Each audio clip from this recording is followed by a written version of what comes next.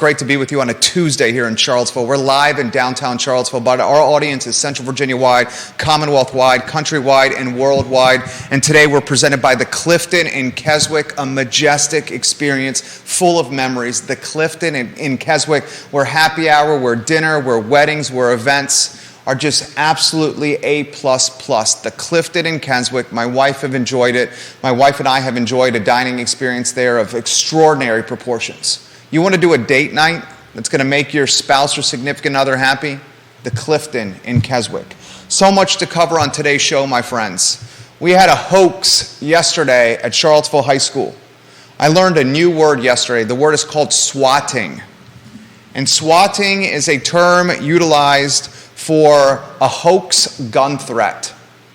And yesterday in Charlottesville High School, the school went on lockdown, and much of the Charlottesville Police Department headed to Charlottesville High School as students were terrified.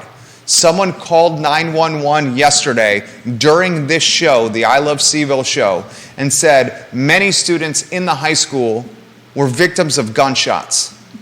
Immediately the school went into lockdown protocols. Fortunately, it was nothing but a hoax.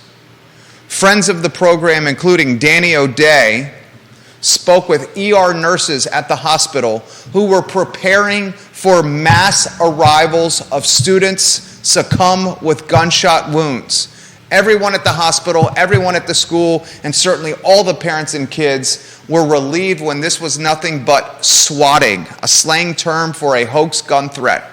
Still, we got to talk about it on today's show. We will also chatter food insecurity on today's show. Friend of the program, Travis Hackworth, who is watching in Danville, Virginia, the king of Danville himself, he explained to us on the show, here are the nitty-gritty, here's the details, here are the stats for the students at Albemarle County High School that need to go to school to get food to eat. 9.6% of the students at Albemarle County Public Schools rely on meals within the school system as their way to eat during the week. So when the bus is late and they don't get to school on time, breakfast may be missed. And I've heard from a number of parents about this. We'll also talk on today's show the return of office and team members getting back into desk and cubicles across the country. The Wall Street Journal had a story about this. I have more details from you from Home Depot purchasing Fashion Square Mall. I will let you know the top 5 states, the top 5 most expensive states in the United States of America. We'll highlight Henrico County and their building of a $50 million sports tourism facility. Did you know last year alone, Henrico County generated $60 million in tax dollars associated with sports tourism? Explain to me this. Why is Henrico County building a $50 million sports tourism facility to capture market share away from Albemarle County, Charlottesville, and Central Virginia?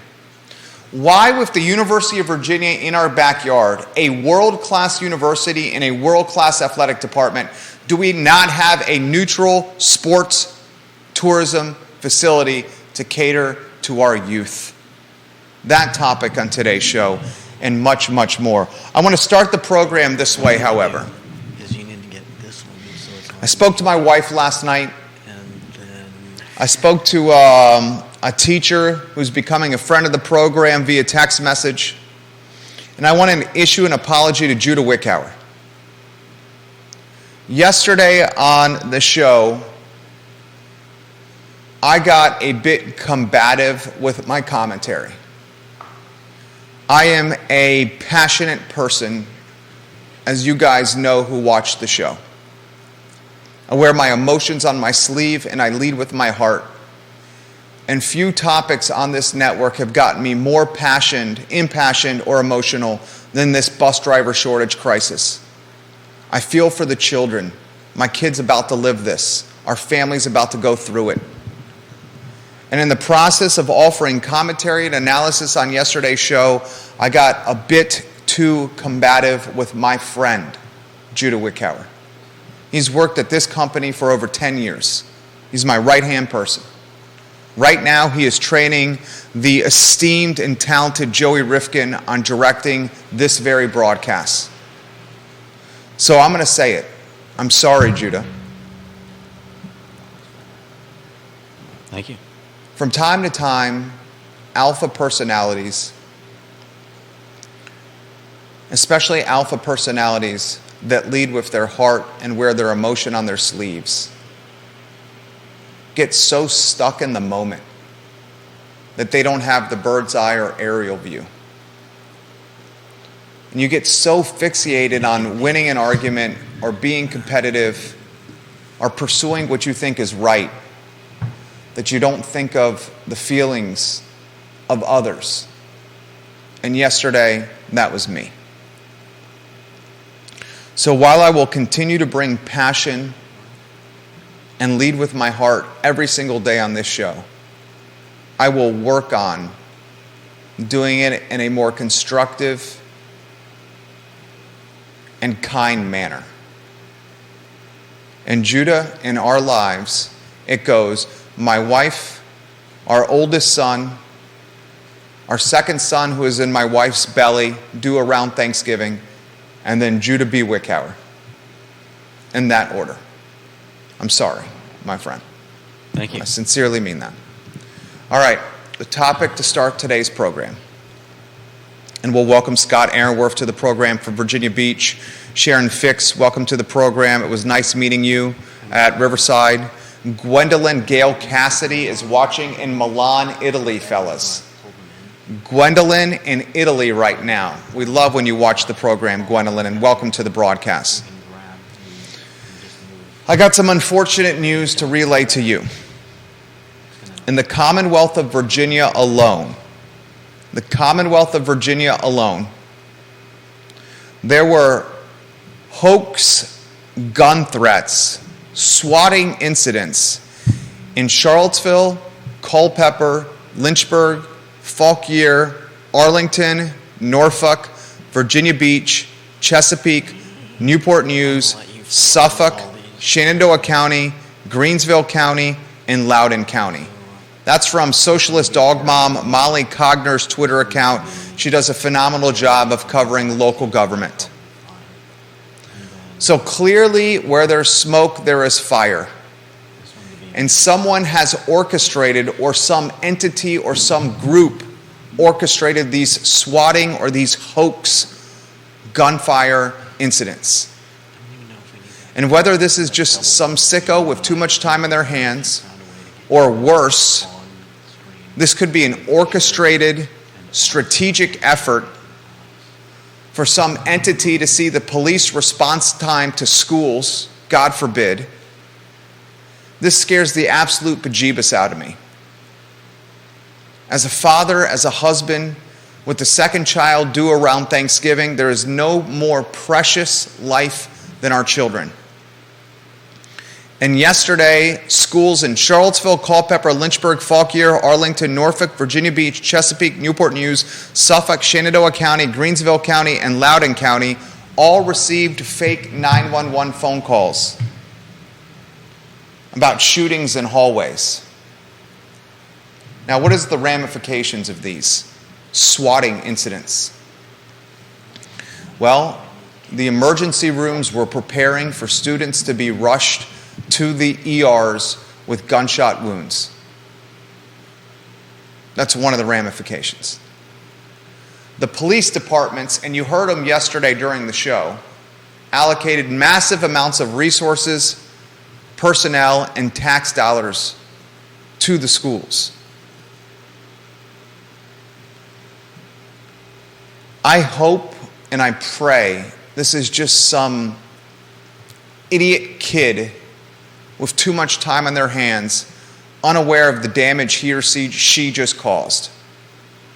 However, I am more concerned that this is an orchestrated effort, a group doing this in concert to test police response times and gather intelligence on lockdown efforts for public schools. That scares the hell out of me.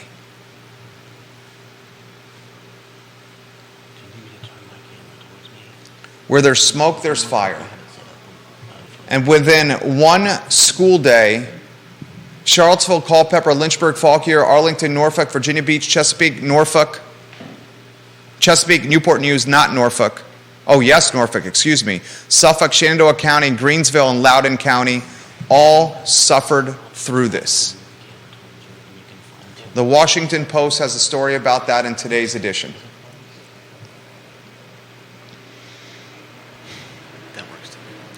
The FBI is now involved with this. We should drop the hammer on whatever person or whatever group was behind this. I'm talking to the fullest extent of the law. Jokes on social media or fake phone calls to 911 are the definition of devastating. How do you feel about this, moms and dads? Johnny Ornalis, how do you feel about this? MJ Arquette, how do you feel about this? Vanessa Parkhill, how do you feel about this? Sharon Fix, how do you feel about this? Danny O'Day, who put this on my radar yesterday, DOD himself, says in the comment section of one of the 15 Facebook pages this show airs upon, another 4 in Virginia were reported overnight since we last spoke. It is very, very dangerous. Danny spoke to an ER nurse yesterday and said the ER was prepared for children to be rushed into the emergency room bleeding from gunshot wounds. Scott Aaronworth in Virginia Beach calls it absolutely disgusting. The last thing we need is more challenges for our public schools right now. And that's what just happened. I'd like to go to the two-shot. And I'd like to get Judah Woodcower in the mix. And I'd like to introduce the viewing and listening public to the talented Joey Rifkin. Are we on a 2 now? Gentlemen. Bob Yarborough, the King of Redfield, says, at the very least, it's terroristic and should be treated as such. King of Redfield's Bob Yarborough, I 100% agree.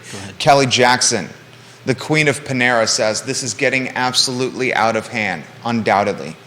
Gentlemen, welcome to the broadcast. Judah Wickauer, you know. Judah, I sincerely meant what I said. I apologize. I got caught in the moment. It's no excuse.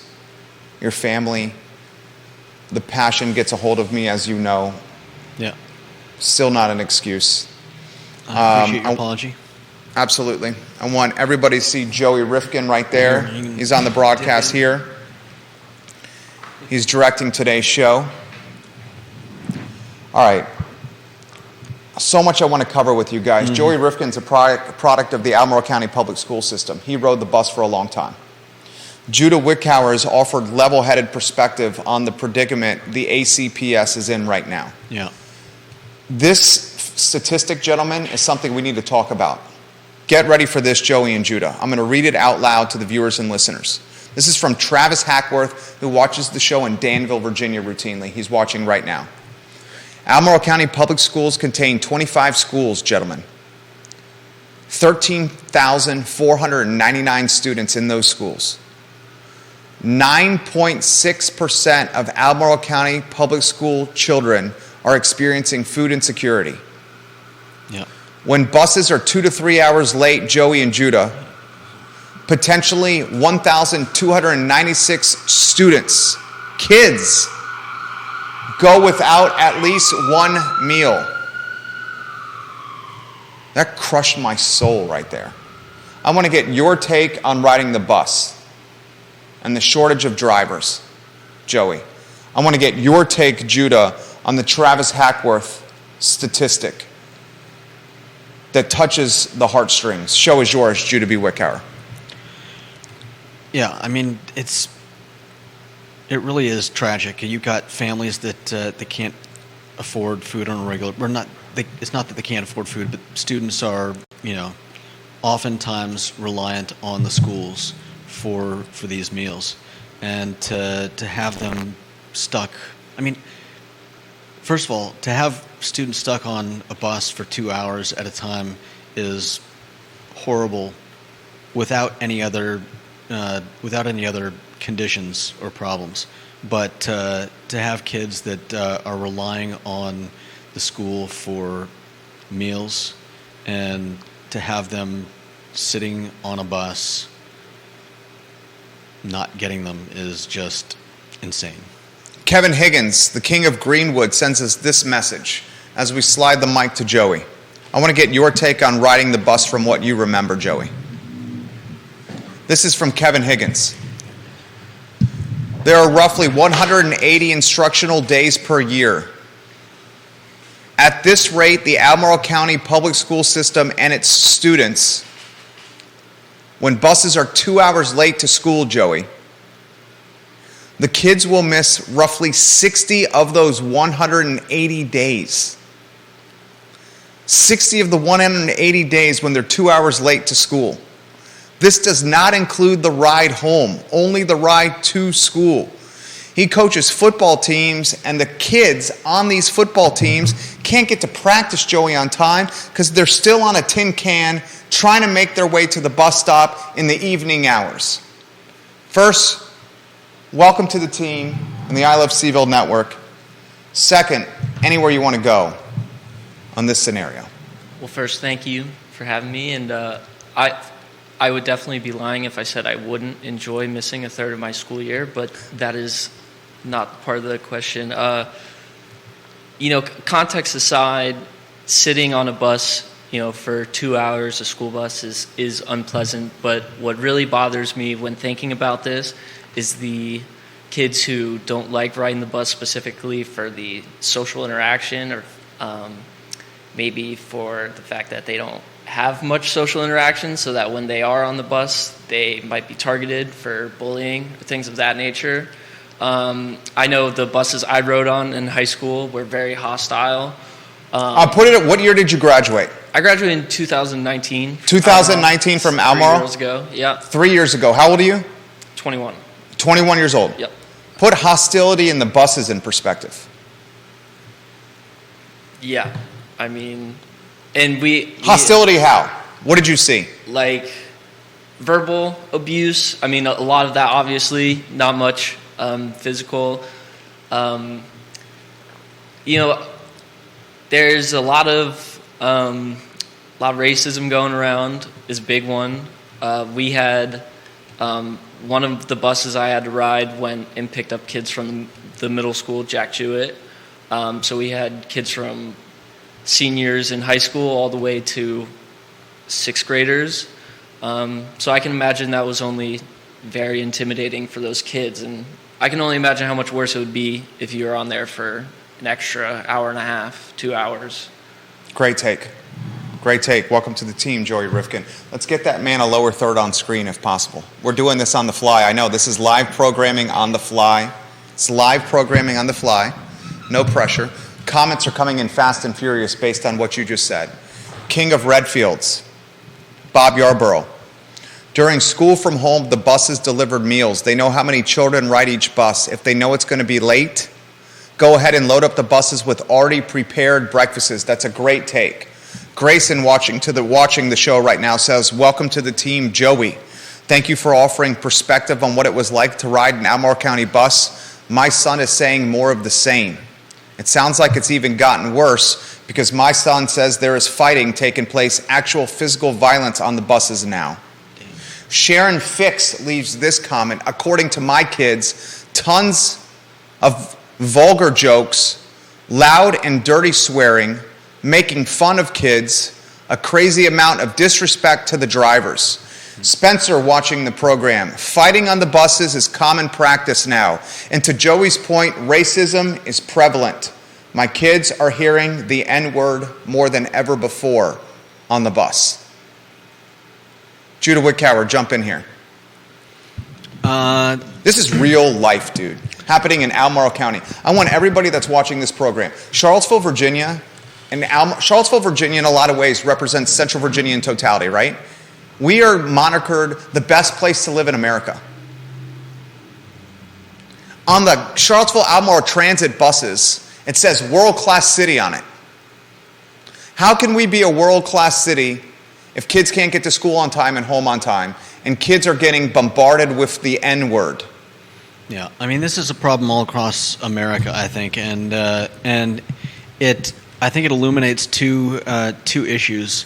One of which is obviously that kids aren't getting to school on time, but I think it also illuminates a problem we have with parents. If this is the way kids today act, I think this is a fairly harsh indictment of what are we teaching our kids.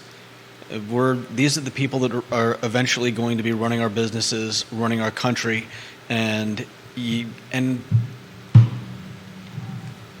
I mean, we've already heard people talking about how 60 years ago a 17-year-old could drive a bus to school, and I doubt they had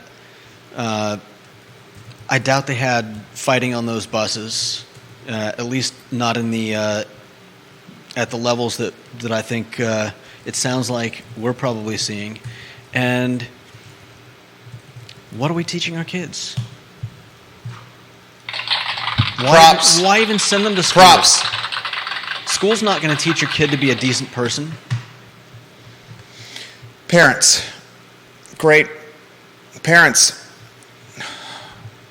Maybe we look ourselves in the mirror as parents and say, what the heck is going on here? Stephanie Wells Rhodes, watching in Keswick, Virginia. A lot of kids have zero respect these days. Not all because I know some great ones, but a large number of kids have zero respect. Scott Aaronworth in Virginia Beach says J Dubs is preaching at the altar. Multiple people on the feed giving Joey Rifkin some props right now. You know what? My grandparents, my mom's parents, Mima and Papi, Cubanos. And when my mom and dad were launching their CPA practice, my brother and I are sons of entrepreneurs. Just like Joey Rifkin is the son of an entrepreneur. Just like Judah Wickhauer is the son of an entrepreneur. When they were growing their business, my grandparents, my Mima and my Papi, Cubanos, raised us until we were in the 5th grade. Because my mom and dad were working their tails off. And when my brother and I stepped out of line, my brother and I got the belt. Like literally, we got the belt. And no one on this program is preaching or championing violence. But we are preaching and championing holding your children accountable for stepping out of line. Because that's not happening at the school systems. Judah Wickhauer a couple of weeks ago was telling the story of a teacher in the Charlottesville City school system who quit. And why, in part, this particular teacher quit. I think it would be unfair for me to say why he quit because I don't know his reasoning. Okay, well, tell the story. I've heard some of his stories, but please tell the story. But he has told about kids that just were not at all respectful of rules. Tell the vaping story. Yeah, I mean, kids know that they're not allowed to vape in class. And he's vaping in class, Joey.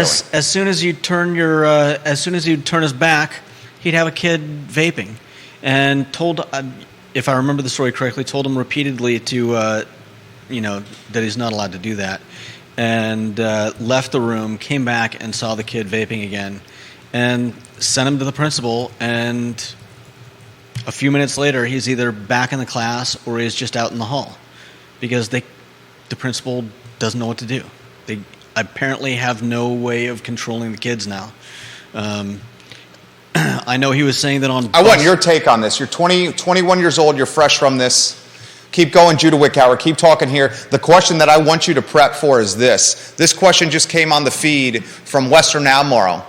Is it the music culture that's changing the kids? I want your take on that, Joey, as a 21-year-old. Judah, before we get his take as a 21-year-old, I want you to finish your perspective. You got a teacher dealing with kids vaping in the classroom, teachers dealing with students with their earbuds in their ears, watching their iPhone and not learning from the teacher. And when they get sent to the principal's office, they just immediately get sent back to the classroom because the principal's unable to punish them or hold them accountable in any capacity. Janice Boyce Trevelyan says, my 89-year-old father still gives me a look that stops me in my tracks. She says, my daughter teaches 5th grade in Maryland, and she says the amount of disrespect the parents, the teachers get from the kids is unbelievable.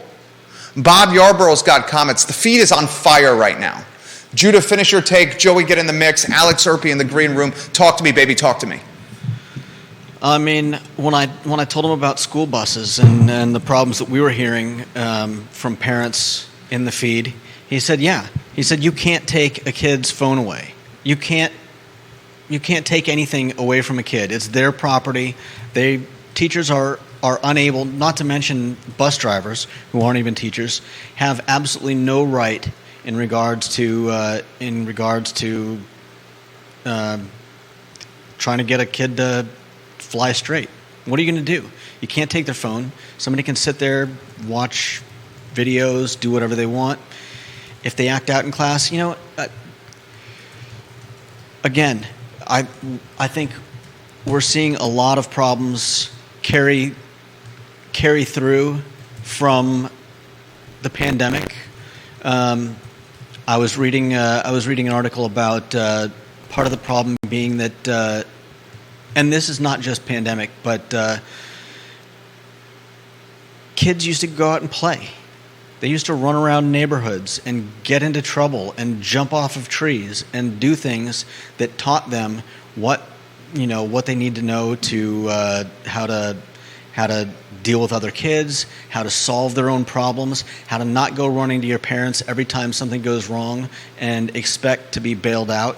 And I think we're seeing the effects of a lot of these things in a population of younger people who don't respect any authority, who expect to have whatever they want given to them, and just generally run roughshod over, whatever institution they're currently running roughshod All right, over. Great take. We're going to get Joey Rifkin in the mix. Before we get Joey Rifkin in the mix, 5 states watching the program right now. Comments coming in fast and furious. Joey, a 21-year-old product of Albemarle County Public School System.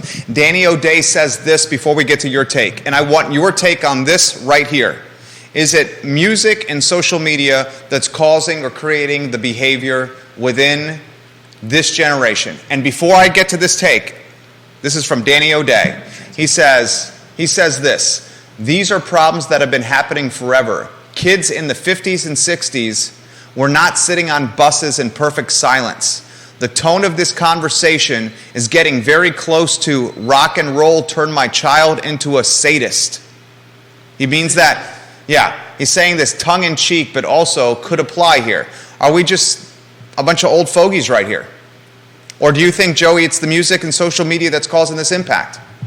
Well, I definitely don't think music itself is to blame. You're always going to have music that talks about violence and drugs and things of that nature. That's always been around. That's been around for a long time.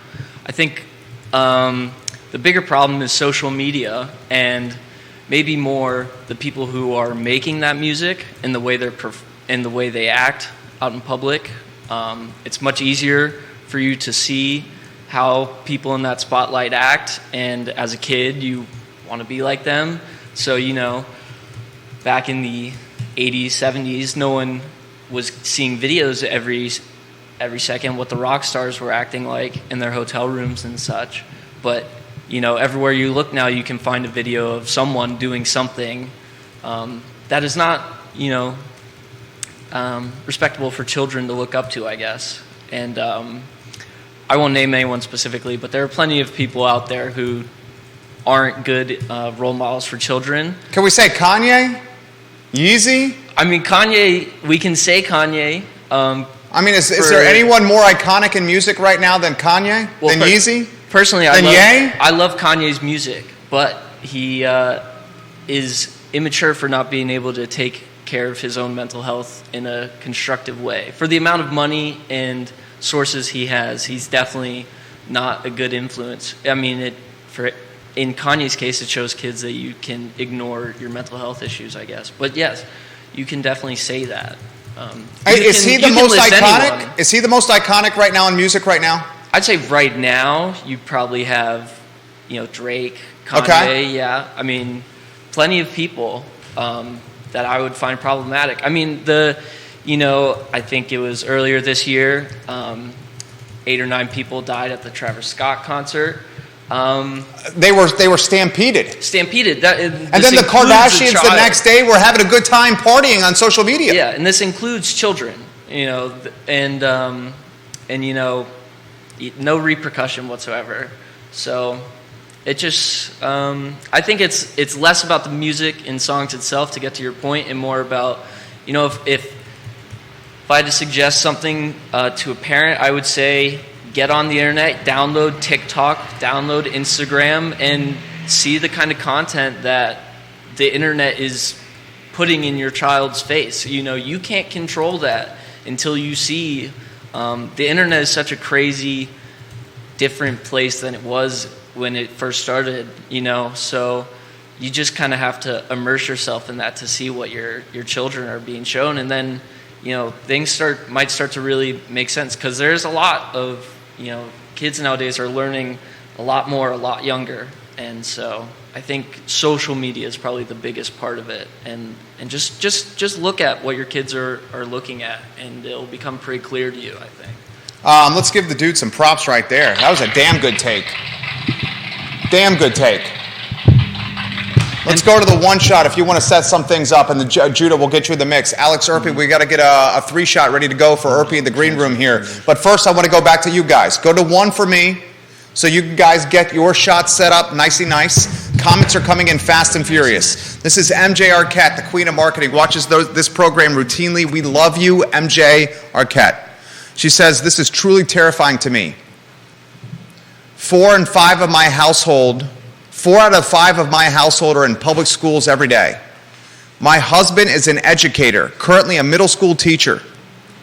2 kids in elementary school and 1 in the middle school, all in Albemarle County Public Schools. MJ, I am sympathetic and empathize for you here. So she's got 5 people in her household. Her husband's a middle school teacher, 2 kids in elementary school, 1 in middle school, all in Albemarle County Public Schools, where Joey graduated from in 2019. Is that what it was? Yeah. 2019. She says, I don't know what else to say other than the fear is real for everyone involved. And quite frankly, no school is immune to this threat. The fact that a group may be trying to gather intel regarding process and procedure is even more terrifying. Last December, there was a similar multi-school threat which I believe originated on TikTok, and my middle schooler was terrified to go to school for a few days. It was right before the holiday break. I could not promise his safety to him as I let him out the car door. But what else can I do? I can be afraid, but I cannot live in fear. I choose to keep going, keep being real with our kids, and keep ourselves educated on what our school systems have in place. MJ Arquette, I'm responding to that comment by saying, this is a fantastic comment. Thank you for watching and participating. Period, enter, publish. 6 states on the show. The show is absolutely on fire right now. Sharon Fix, watching this program, met her at Riverside over the weekend. Sharon, thank you for introducing yourself. She said, our driver told us they were not allowed to get kids kicked off the bus any longer because it wasn't equitable for students who couldn't be driven to school. I'm glad that at some schools that doesn't seem to be true. Man, did you hear that? Sharon literally was told by her bus driver that kids cannot get kicked off the bus for behavior issues because it's not seen as equitable anymore.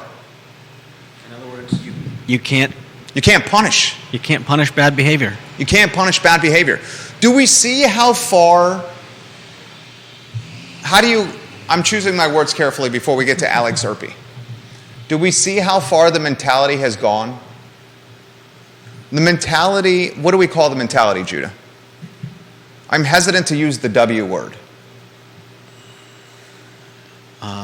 I mean, I need a little more than that, but... The mentality where people cannot punish folks because of fear, of retribution, of being called a racist. That's literally what's happening. The bus drivers can't punish the kids or kick them off the bus because that is no longer equitable. What is going on here? Let me know if the Alex Urpí, the Antonio Banderas of finance shot is ready to rock and roll. I also want to get your shots in the mix here. I know I'm putting a lot of pressure, you guys. Joey Rifkin, first day on the job right here, making things happen. And this is how we learn at a small business. In the fire on the we first day throw of the them job, in the fire on the first day in the job, and we throw the stuff against the wall, and we see if it sticks. That's how a small business operates, and that's how we operate. And guess what? It's sticking, dude. And you're kicking some ass right now, Joey. 3. Okay, the 3 shots good? Yeah. Alex Urpí's in the mix. Antonio Banderas of finance. Jump in here, anywhere you want to go, Alex Urpí. But economics tells you a lot, right? In other words, a person is willing to do a job at a certain price. If they're not willing to do the job at any price, then that's telling you about the situation they're facing. In other words, if there is no price at which a person is willing to be a bus driver in the school system, then there's obviously another underlying issue with the workplace that we're putting them in. In other words, it's not so much that I think we're being grouches here and saying, well, the kids are, I think every generation, right, always says, I'll look at kids nowadays. But not every generation has no one who wants to be a bus driver, right? So the fact that you cannot get a bus driver, it seems at least at prices, at rates that are even higher than what we've been accustomed to. If you can't get, in other words, the question is, it's either they're not paying them enough, or conversely, if they're not willing to work at any price, then there's a workplace issue. Meaning what they are experiencing on the bus is just beyond their willingness to work and drive that bus at any price. Well said. That's the underlying issue. Well said. CEO of Emergent Financial Services, Judah Whitcower. Joey, you got a take coming up, ready to go. Keep it ready in escrow. Judah, your take. And to respond to the earlier comment about kids being problematic throughout the years, that is correct. And we certainly don't mean to imply that kids were perfect angels until modern times. But I think there are larger issues at hand, and I think there are certainly problems with parental policing that is leading to kids having feeling far more free to act out in ways that we may have seen far less of in previous years. Great take. Your take is about ready to come. Joey, I'm going to get to the viewers and listeners here. We'll go to the queen of Earlysville, Vanessa Parkhill. Lack of discipline and accountability for students not following the rules on buses. Kids are going to test boundaries. It's the responsibility of adults in their lives to teach, guide them to appropriate social behavior norms. She also adds, extreme thought, maybe we need a license age limit for internet usage like cars. Wow. We continually hear about the negative impacts of social media on young people, yet who is offering up solutions? Maybe youngsters should not have access until they're old enough and mature enough to use it. Snapchat, dude, love the Snapchat platform. The content disappears in 24 hours. How do you hide something from your parents? Have it disappear in 24 hours. Alex Urpí's coming up after Joey. Joey, talk to me, baby, talk to me. Well, I mean, I think you can restrict your child's internet access to an extent now by not buying your kid a phone or giving them access to any sort of iPad or laptop in your home. I see way too many young kids nowadays with iPhones. I'm way too surprised by seeing 8-year-olds walking around with that much access to so much. So yeah, I mean, I don't know. I would say don't give your kids phones at too young of an age. Okay. When did you get your phone? I got my first phone. I think we got Pops watching the program right now. I got my first phone in 6th grade. It was a minutes phone. So it was a burner. It was a burner phone. Like I was a little criminal. And I eventually stopped with the minutes phone because my parents tried to call me on my way to school one day, and I was out of minutes. So I got a bunch of angry voicemails about how I wasn't returning their calls, but I couldn't call them back anyways. But I didn't need I didn't have a phone that accessed like the internet or anything up until my second year of high school. So I had like a little iPod Touch in middle school, but I didn't have the access that kids nowadays have. Alex Urpí is a proud Catholic. He's engaged, soon to be married, early next year, I believe. I got the invitation in the mail, just a beautiful invitation, currently hanging on our stainless steel fridge here. You'll get an RSVP soon. In fact, I'll do it in person. We will be there. Thank you. We will be there. We cannot wait for your wedding. But as a Catholic, I would anticipate you have plans on having a family soon, right after marriage, right? Oh, yeah, not too far. And I'm going to be honest with you. See this thing right here? I did not have a smartphone till I maybe third year of college. Before that, it was the flip phone. And I can tell you one thing, the kids in my household are not having there is no need for a smartphone. At the point at which I'm sending them off and I'm worried that they need to call me in an emergency, you can still buy flip phones. I mean, you walk into a Verizon store, there's a flip phone there. And that's all you need, because the rest of it is just, I think Joey's spot on, it is 24/7 inundation with everything. Why is bullying so much worse? Back in the day when I went to I went to public school for the first 5 years, elementary school. When you got bullied, it was, okay, you got occasionally bullied, you went home, maybe you told your parents about it, stuff like that. You didn't have 24/7 bullying where they can bully you on Facebook, they can bully you on Instagram, they can reach out to you, they can spread rumors about you online. They have 24/7 inundation with influences all over there. It's particularly, I don't know if you've seen that Instagram has been particularly problematic for young girls especially, but it is body image issues, self-confidence, huge issues, because it's all these people with supposedly perfect lives, curated images coming into you, or bad influences that are endless, which you can hide from your parents at all times.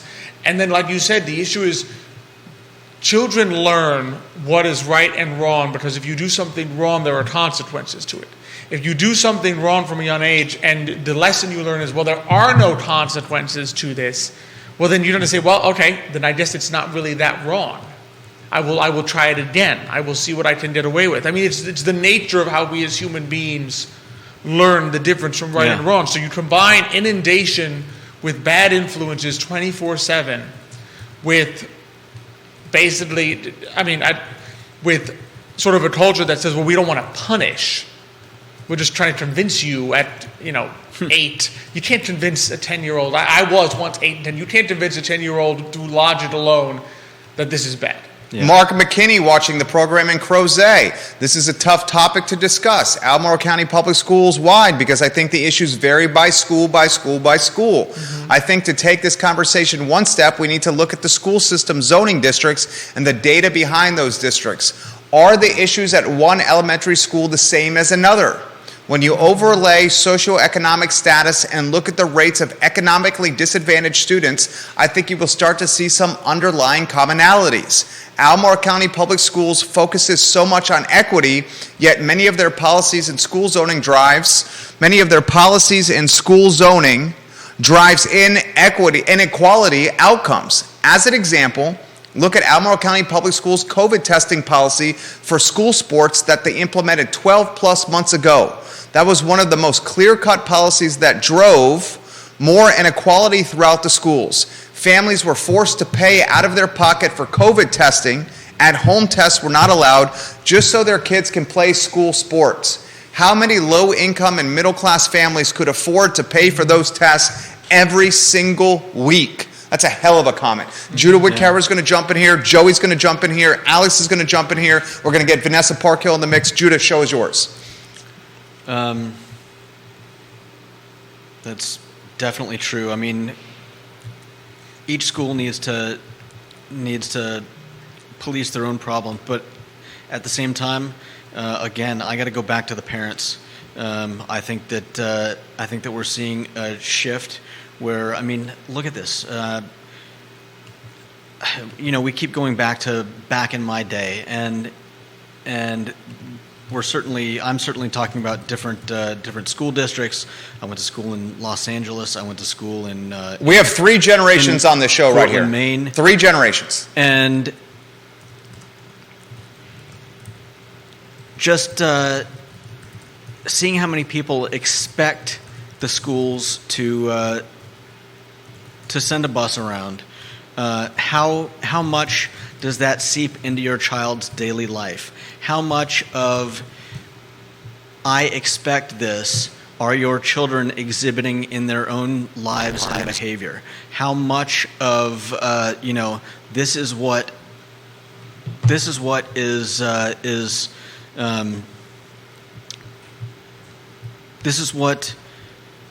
I deserve. It's about me. I deserve a bus to come. I deserve this. I deserve a vaping pen. How much of your behavior is seeping into your child's behavior? How much are our children learning from us as parents? I fall victim to this. Guess what one of my biggest faults and flaws are? Constant use of the iPhone. My wife calls my iPhone the other woman and has named her Bambi, and has routinely asked that I put Bambi in the drawer when I get home from work, so we can have family dinner without Bambi in my hand, taking my time away from her and our son. Yeah. And my response to her is, Bambi is how we make our living. And she said, well, our living can take a pause while we're having family dinner. And Bambi goes in the drawer. Travis is watching in Danville, Virginia. You're going to have a take. You get a take here on this. People are agreeing with what you said about don't buy your kid an iPhone. Mm-hmm. Travis in Danville says an 8-year-old has zero need for a $600 phone. Get them a flip phone to be able to text and call. That's it. Better yet, get them a Nokia. It's indestructible. There's also, and you can offer some perspective on this, I believe, Joey. There are iPhones that you can use for strictly calling and texting that do not have access to internet, that you cannot get online with. So as you're brainstorming that take, we'll get Alex Urpí in the mix, and then Joey, you're on deck here. Alex, the show is yours. The challenge that we're having is that we're looking at a multi-pronged issue. In other words, it's almost like you often talk about heart disease. There's no cure for heart disease, right? There's no one thing you can do that solves it. And the issue is, what we're seeing here is logistical, maybe some logistical issues, right? Where are the routes? How are they being constructed? And so forth. We're seeing possibly wage issues. Again, is the wage set commensurate to get people to come? We're seeing clearly issues that go to the home. In other words, if children are behaving so poorly on the bus that the bus driver doesn't want to drive that bus at any price, then there's a cultural issue. And I think you're exactly right. I mean, it is scientifically shown that phones and social media are addictive. They trigger a dopamine. It's the dopamine hit. You get the like or the heart on Instagram, you're like, whoa, it's a rush. Exactly. So the fact that we as adults are susceptible to this addiction, imagine what it can do to children whose brains are not yet fully, remember, your brain is not yet fully formed, I think, until 25.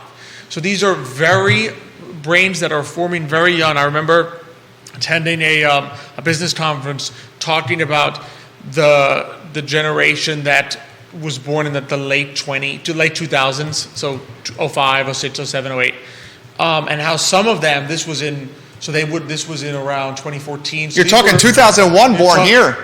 I think even a little later, because Joey was probably you probably didn't, when you were 3, you probably weren't staring at like iPads all day and stuff. But I'm talking about the generation that's being grown up now, where they're looking at iPads from 2 years old. They're having an inability to make eye contact with people.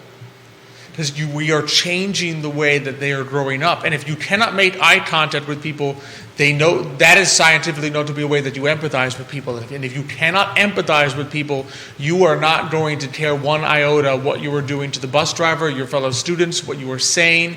And it's not necessarily because you are a bad person, but because you have been raised in a way, you have been subjected to technology, the full ramifications of which we don't even understand as adults. And we're just beginning to see what it's doing to us. I mean, you're beginning to see what it's doing to you.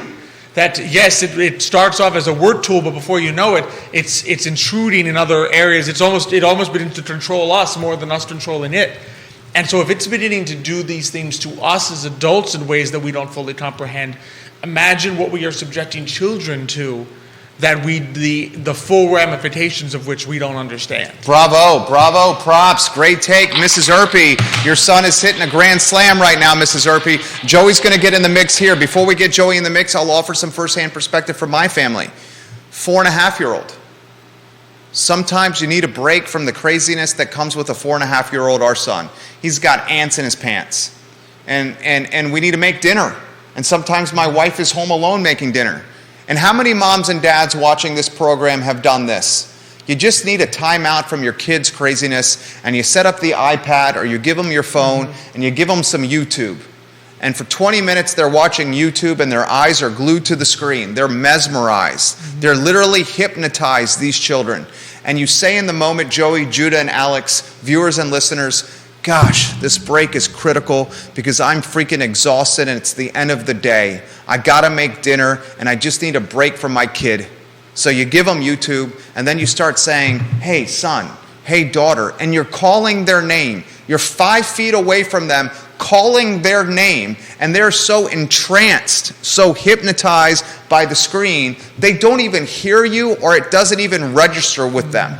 Yes, that break in real time is paramount and it's critical to your emotional and physical health. But what kind of damage is coming from that? That's why we used to send kids outside. Joey, jump in the mix. Anywhere you want to go. I mean, I think one of the things, jumping back to what Alex said about kids not being able to make eye contact nowadays, is I think subconsciously there might be some sort of disconnect between you, or at least the child, as viewing the content on the internet and the person making it, or other people on the internet, and that's where the lack of empathy comes from. Is these kids are being conditioned to being able to say whatever they want, on a comment section or on a voice chat in a public game or whatever, and no actual repercussions come of it. And so, personal experience for me at around 12, 13 years old, I got my first Xbox 360 and was playing multiplayer video games, and I would be getting in these public games, and you would hear just probably the most absurd, obscene things you could ever imagine, and that was just being fed into my brain as a small child. And those are real people. Did your parents know?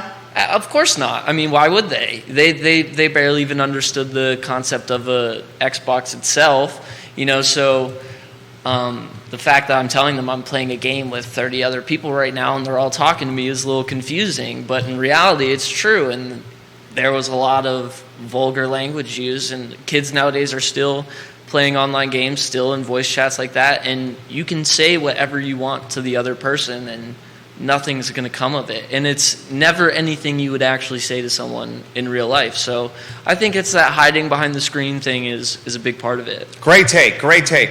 People giving you some props here. The Judah Wickower take from off screen was the voice of God speaking to all the audience right there. That was hilarious from your brother Nicholas Urpy. Yeah. We love you. Thank you, Nicholas. Chief Marketing Officer Nicholas Urpy. Nicholas Urpy, we love you. I'm curious of this. I'm seriously curious of this, and maybe this is a good question for Joey, being the 22-year-old. Which social media platform is the most damaging to children? All of them. He's got a take. I mean, okay. And we got to figure this out. The next show we do, we got to figure this out, so we're not doing the musical chairs with the mic. But it's the first one. We're going to figure this out on the fly. This is the first time he got thrown into the fire on day one. Talk to me. Okay, from personal experience, I wouldn't be able to know exactly, of course, which is the most damaging for children.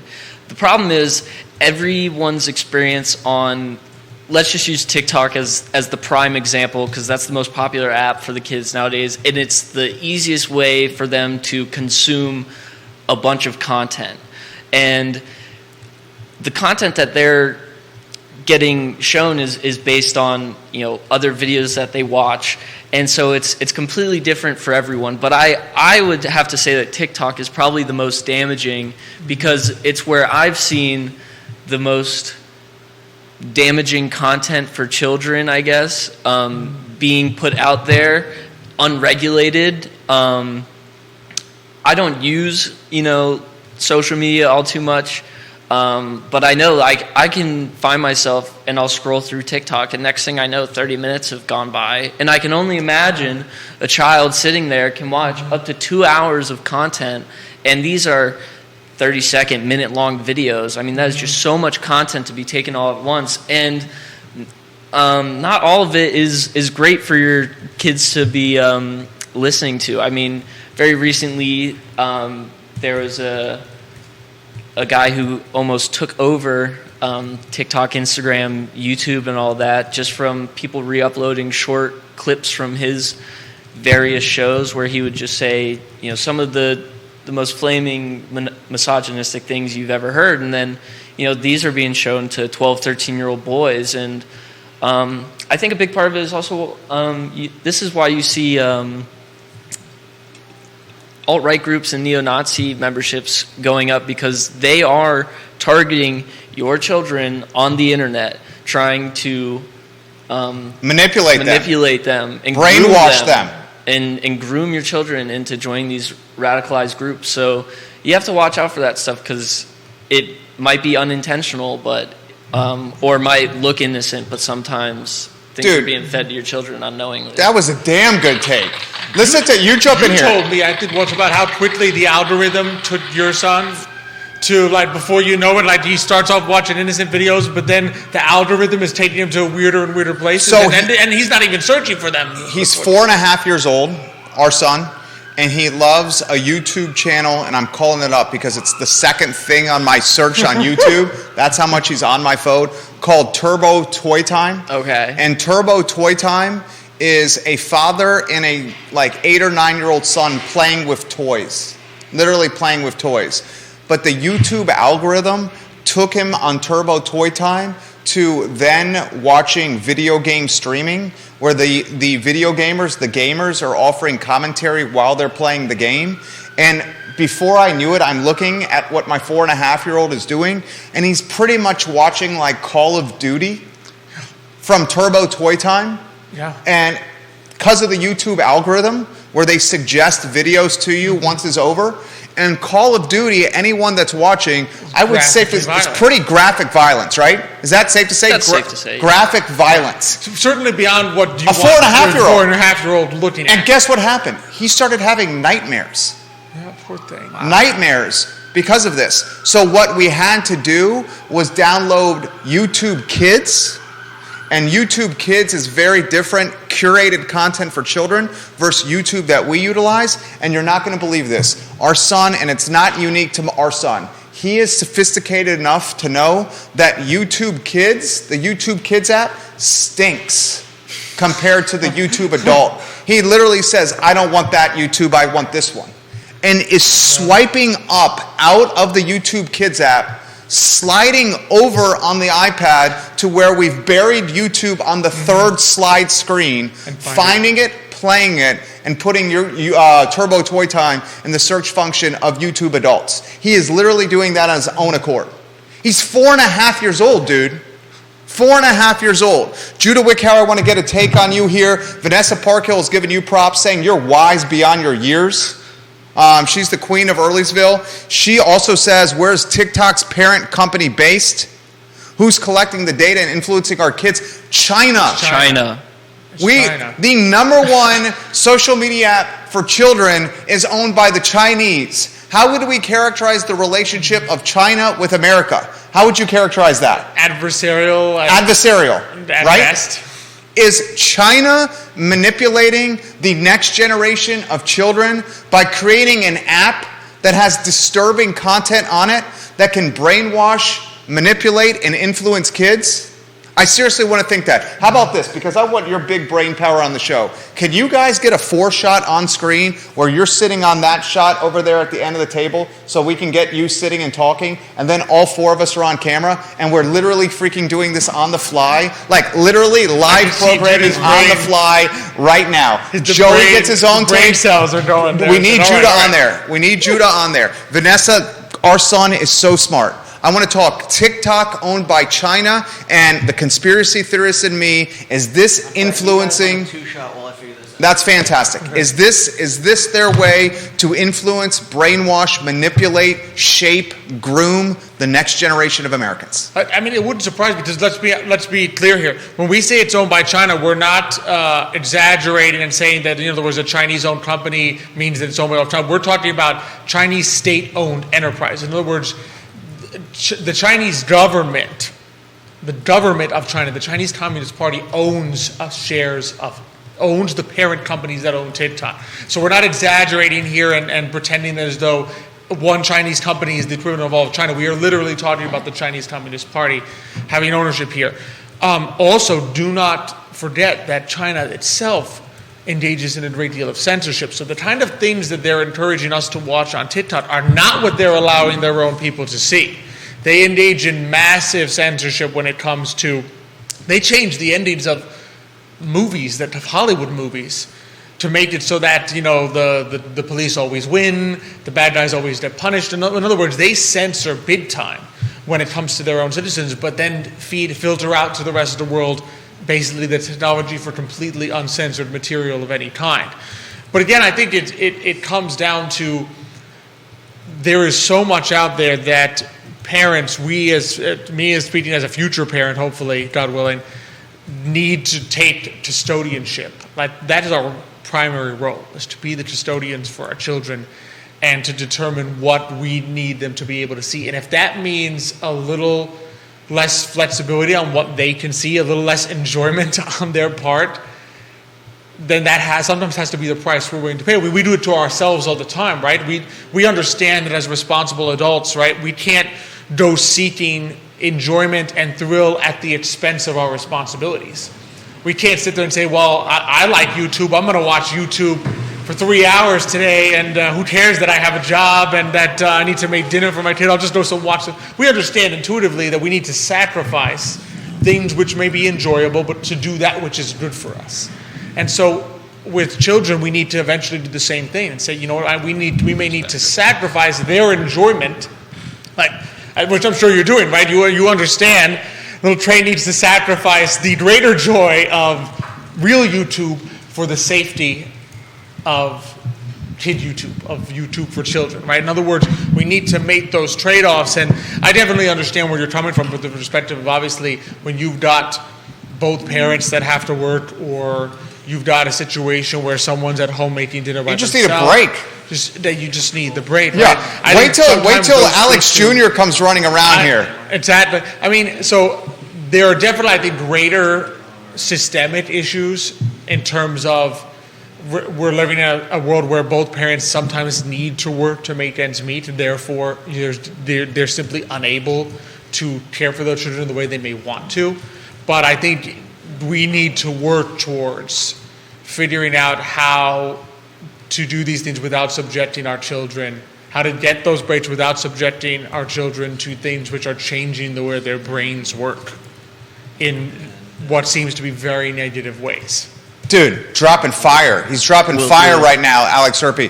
We got a 4-shot rocking and rolling over here. Dude, this is live programming on the fly. I think that deserves a clap in itself to oh pull my that God. off on the This fly. is live programming on the fly here. This is skill right unscripted programming, literally done on the fly. Jamie Turner, the mayor of Gordonsville, watching the program. He says this, he's in government contracting. He says, when the DOD was our client, they sent out multiple communications detailing that we were not allowed to have TikTok on our devices.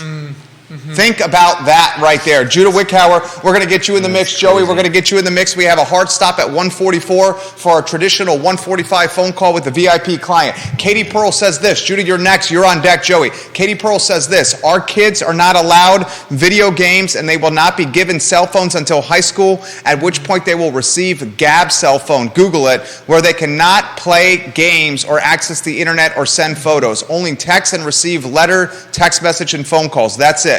We are also building our home in such a way where in the mudroom, each child will receive a locker with its own electrical outlet where each high schooler will be required to plug in their phones the second they enter the home and cannot pick it back up until on the way out the door the next day.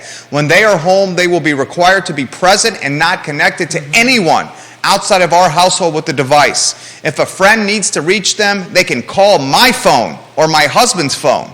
We will have a computer in a common place where they will have no privacy on it. I don't care if my kids think I'm too strict.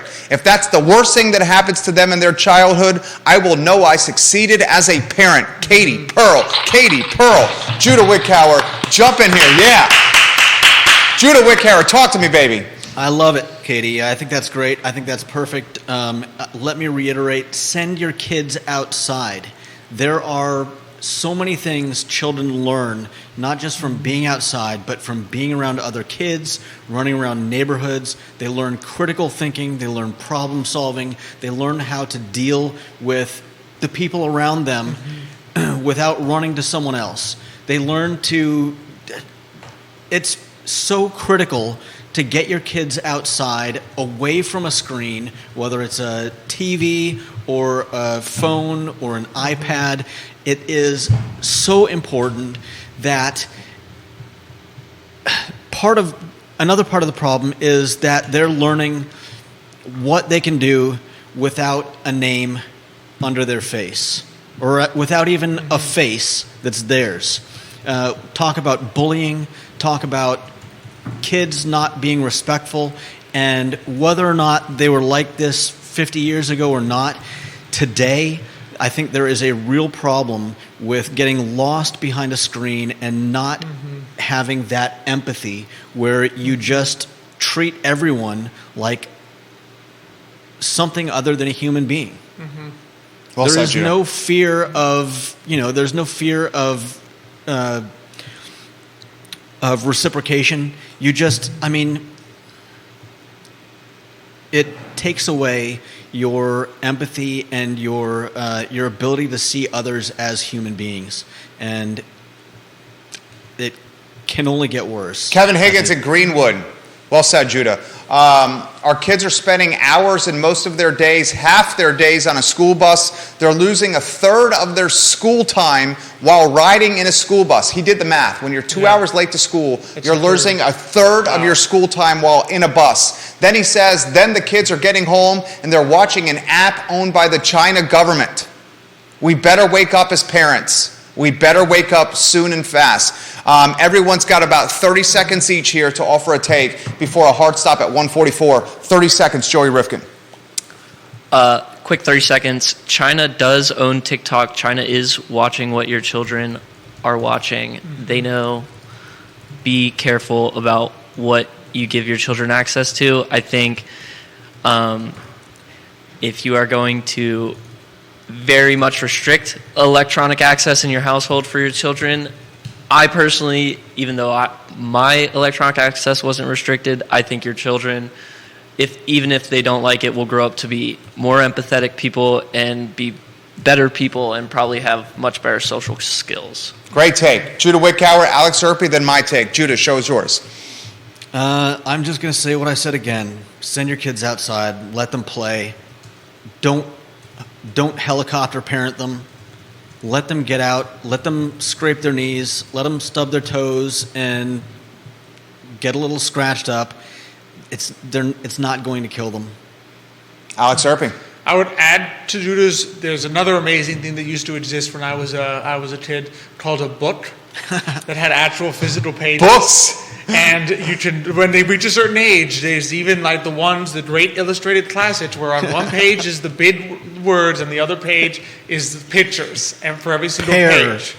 So exactly, there you go. So I would highly suggest that. You know what? I used to complain. I got to read it was a requirement in summer vacation too. You got to read for an hour before you do anything else, before you play or anything. I used to complain. Now I'm so glad that my parents did it. They will complain now because that's what kids do. We have tantrums. We complain. We want to have just fun all the time. But if you sit them and have them do it, you will be surprised how much they appreciate it later on. Great take. Alex Urpí, CEO of Emergent Financial Services. Judah Wickhauer, the jack of all wit. I was always a nerd. I never complained about having to read. Joey Rifkin, in like Flynn with this team, baby. Crushed it today. Absolute fire from Joey Rifkin. I'll close with this. Parents, this task of parenting kids is not easy. I call it the longest, shortest thing ever and the best, hardest thing ever. Nothing has been more challenging for us than raising a 4.5-year-old that has ants in his pants. And we have number 2 on the way, due around Thanksgiving. And my wife and I are now communicating better than ever before because we know our life is about to get rocked yet again. The sleepless nights, the 2 hours of sleeping. Number 2 is on the way. Number 2 on the way, coming Thanksgiving. It's coming, and we know it's not going to be easy. But I will say this. There's no better joy than watching our little boy do things new every single day and experiencing things new every single day. And he is learning at such a fast clip. I mean, such a fast clip. And it makes me so proud. And one of the reasons I'm so passionate about Albemarle County Public Schools right now is because our son is about to be a kindergartner there. So we're learning and spending more time with this school system, and we just want what is best for our kids. That's what parents want. I largely and really believe this. They just want what's best for their kids. For Joey, for Judah, for Alex, this is the I Love CVille Show on a glorious Tuesday afternoon. Thank you kindly for joining us. So long, everybody. You guys killed it. Absolutely killed it. I got a conference call literally right now that I'm going to make. Right now. Props. Oh, thank Props. you. Always fun. Props. Props. Welcome to the team, Jerry. Props. Thank you. Props.